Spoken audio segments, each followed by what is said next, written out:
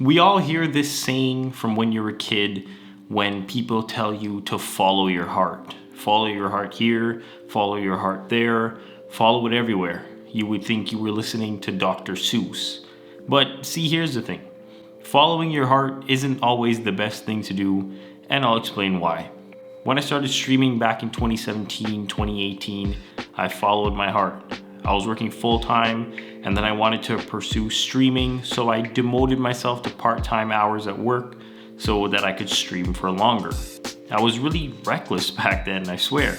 But then again, my mom was still around and I had very minimal expenses. So I remember finding out that my laptop wouldn't be able to handle my streaming because streaming is a very processor intensive thing. So I had to get a big gaming PC. And I got one. Then I needed a monitor to use with the computer, so I got a monitor.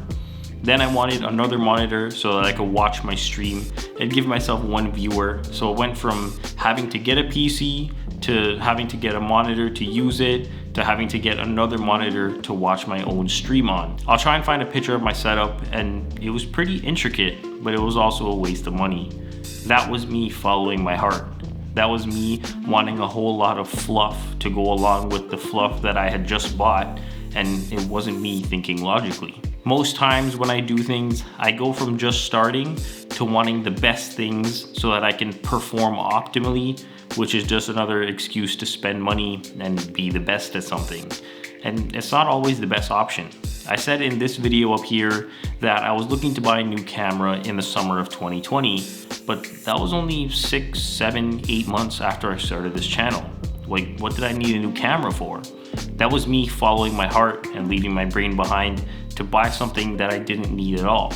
Like, why did I need a new camera not even a year after buying my first camera? I said in the video myself that I didn't even know how to use the full capability of the camera, so what was the point in getting it? It didn't make sense. Fast forward to now, my videos have gotten way better, so now I can use my new camera to its fullest potential. So it made sense to upgrade. And even then, I probably still could have waited for a bit, but it is what it is. See, here's the thing. I'm all for the chase your dreams type of thing, but it's also necessary to be logical when doing so. And it's necessary to be logical when doing so because it's so easy to lose sight of either financial situations and be like, oh yeah, I can afford this. I'll just put in some more hours at work, or I'll just do groceries next week. When in reality, you should be bringing your brain with you to say, hey, you know what? We can't afford to buy this month, but maybe we can buy it next month. It's your brain's responsibility to say, hey, the fridge is looking kind of empty right now. Let's hold off on this new lens or this new filter or whatever it is. That's why it's necessary to be logical. It's like that one video of that professor that has that jar and he puts, I think, golf balls or something in like that, and then some pebbles and then some sand. And he essentially says that the jar represents your life. The golf balls represent the important things in your life. Things like your relatives and your friends and other things like that. The pebbles are the smaller, less important things. Your house, your car, things that can be replaced. The sand is all the small stuff, the unorganized pictures, the dust under your bed, and other small things. But if you put the sand in the jar first, aka if you make those small things the center of your life, you won't have room for the other things. Following your passion can be applied in the same situation. The golf ball represents your skills and the connections that you have. The pebbles represent the other things that you have, like your laptop or your camera or whatever it is that you use to pursue your passion. And the sand represents all the other little things. Things like getting better lights or getting a better mic and other small things like that don't necessarily matter. But this video isn't just about being logical and remembering to bring your brain along when following your heart. It's also about sometimes ignoring your brain and just doing the things that you want to do. I say this because when I thought of starting this channel, my brain was telling me that my videos were going to be bad. The lighting was going to be bad. Me talking to the camera was going to be bad.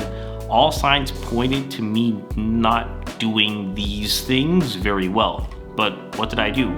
I ignored my brain and I followed my heart to where I am today. And now, 3 years later, I've found my calling, for lack of a better term. And I love making videos for people to watch and learn from. If I had listened to my brain, I probably wouldn't be here right now. At the end of the day, if I followed my heart, I probably would have way more camera gear right now and way less money. If I followed my brain, I probably wouldn't be doing this because of the doubt that I had in myself. So I guess what I'm trying to say, like in most videos, is that when it comes to this brain-heart thing, it's all a balance. You're gonna have to know when to override your heart and listen to your brain, and you're gonna have to know when to do the opposite. But here's the thing, I can't help you decide when to follow your brain and when to follow your heart. That's something that you're gonna have to decide for yourself, because only you can see where things are going in your life and the projections and trajectory and stuff like that. A thing that my girl likes to do often when making a decision or anything like that is to make a pros and cons list. If writing something down will help you clear your head and make a better decision, then I'm all for it. Whatever is easier for you and whatever is gonna help you make a better decision, do that. Without making this video too long, I just want to say that there isn't a problem with following your heart, but I feel like you have to be logical. The story that we got told was like, oh yeah, just follow your heart and you'll be good and you'll never have to work a day in your life, but that was just a bunch of bullshit.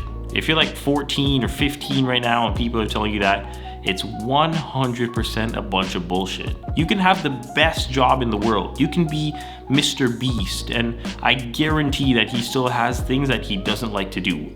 Guaranteed. There's no job in the world where people like it 100% of the time. I promise you that. Just make sure not to make decisions based on emotions. I know sometimes you just can't help it. You want to move out because your mom is annoying you, but those are emotions taking over.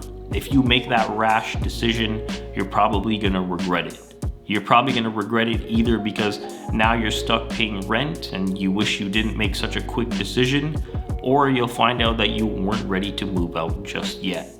Like I said, follow your heart, but take your brain with you. And as always, thanks for watching.